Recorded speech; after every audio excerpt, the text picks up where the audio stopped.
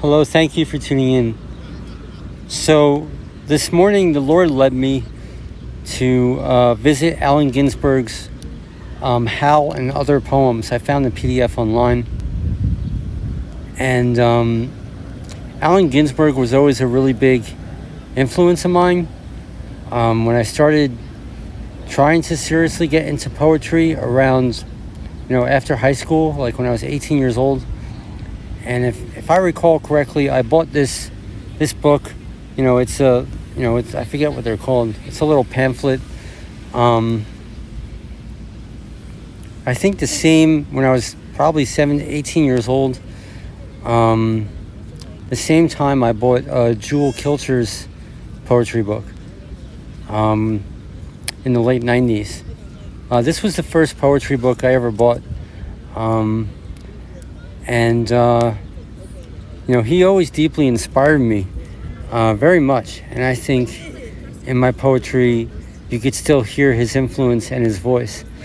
But still, his poetry was kind of sealed to me until recently. I didn't really quite receive it, but I can't really have time to relax, and I don't own any of his books right now. So I used to own them all, but in some way or another. But so the Lord showed me, read Howl, go to that book, go to this book that you see on your screen, and some of the stuff is, and I do receive it now. And yes, Allen Ginsberg is known for profanity and all this kind of stuff, but the Lord told me, when he passed away, the Lord deemed him as worthy. Okay, the Lord also highlighted to me 1 Timothy chapter 4 of our times today, and you can relate that to bringing this poetry forth, bringing forth the truth in the age of Aquarius. This makes a good minister unto Jesus Christ and a faithful minister unto Jesus Christ. So it's really great to lift up people like Allen Ginsberg, whose poetry will be meant to lift up the lowly, right? It helped me when I was lowly, right? So, and this ideology is actually written in the book, The Prophet, as well. Even the idle words that we say, if they're not evil, they will lift up someone else that is idle. They could be used for good. You never know. So astoundingly, scrolling through this book, I found some poems that are coming to life right now in our time, kind of like Crashaw's Out of the Italian. So I'm going to read them.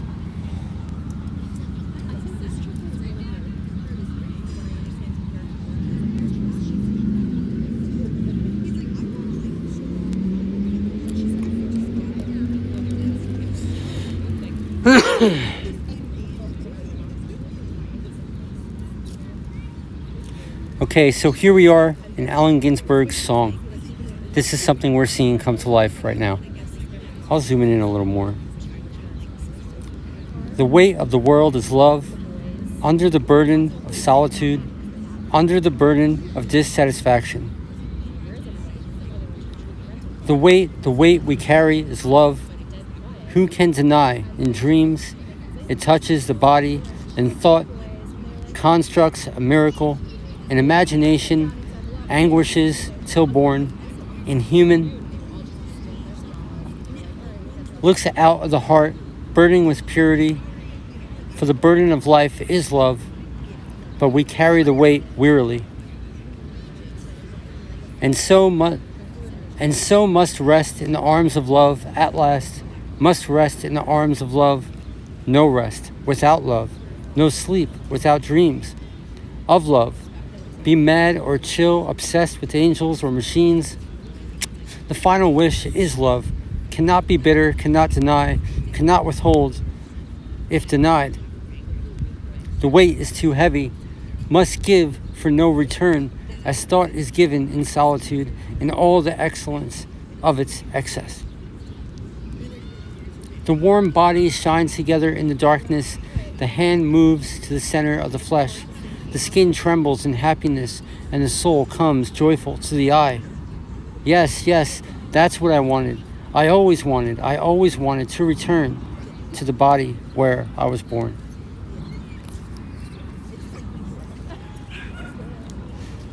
This is followed by a poem called Wild Orphan. This is something else we have seen come to pass in our time.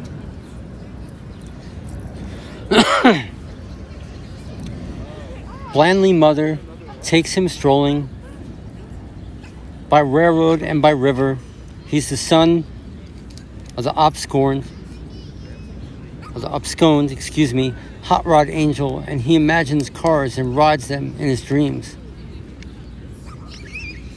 So lonely growing up among the imaginary automobiles and dead souls of Tarrytown, to create out of his own imagination the beauty of his wild forebears, a mythology he cannot inherit. Will he later hallucinate his gods, waking among mysteries with the insane gleam of recollection? The recognition something so rare in his soul, meet only in dreams, nostalgiates of another life. A question of the soul and the injured losing their injury in their innocence, a cock, a cross, an excellence of love. And the father grieves in Flophouse, complexities of memory 1,000 miles away, unknowing of the expected youthful stranger bumming toward his door.